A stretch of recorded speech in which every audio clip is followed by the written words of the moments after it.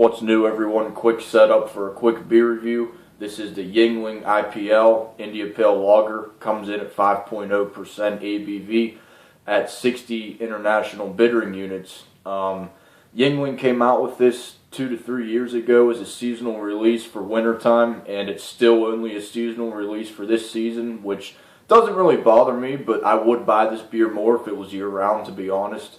Yuengling is America's oldest brewery. Everyone knows that, and this is out of Pottsville, PA. I don't know if I said that or not, but here we go. I'm going to give it a fast pour into the Bush Pint glass. As you've seen, that was a twist top. Why they don't use pop tops, I don't really know, but they never really have since the Twisties came out, I guess, so I don't really know. Don't care. And the only thumbs down for this beer that I've seen, there's no date anywhere on the bottle or the case, the 12-pack I got there. So thumbs down for that. But anyway, on the pour, we got a finger worth of head on there.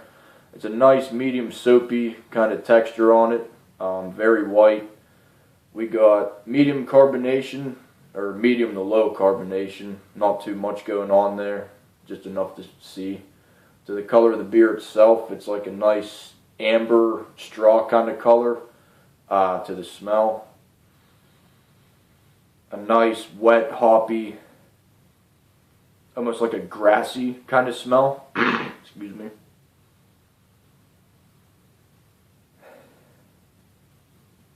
Nice roastiness in there. Roasty malt. Just an overall impressive smell. It smells very delicious, and yes, I've had this beer before, but I'm not going to spoil the surprise. So cheers, everyone.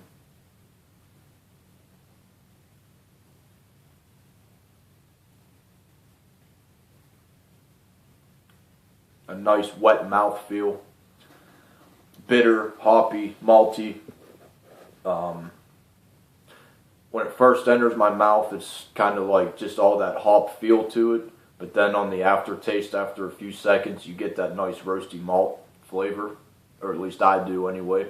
My personal beer review. So even though there's not a date on the bottle, I'm just going to still give it the 10 out of 10. Because Yuengling Lager is pretty much my go-to favorite beer. And then when they come out with something like this for a fraction of the price that a regular craft beer is, and that was another thing I was going to mention really quick in this video. As you heard me say, this is only around 5% ABV, which doesn't really bother me. I think that's kind of a way Yuengling can keep their craft beer prices down a little bit, even though their standard Yuengling Lager seems a little bit expensive. I think they could get away with making cheaper prices on all their beer, except for this one maybe, because so many ingredients go into it.